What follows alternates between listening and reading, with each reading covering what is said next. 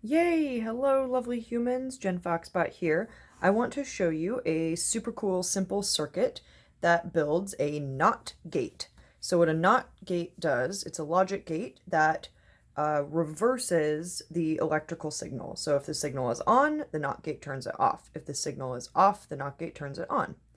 This is a simple NOT gate that's built with an LED and a push button. It's not exactly best circuit practice, but it's helpful for demonstrative purposes. So what it does, when I push the button, oh, look at that, we shorted the LED. We gave the electricity an easier path to flow. So right now, the electricity is flowing from the positive power rail of the breadboard into the LED, out through this wire, back to ground.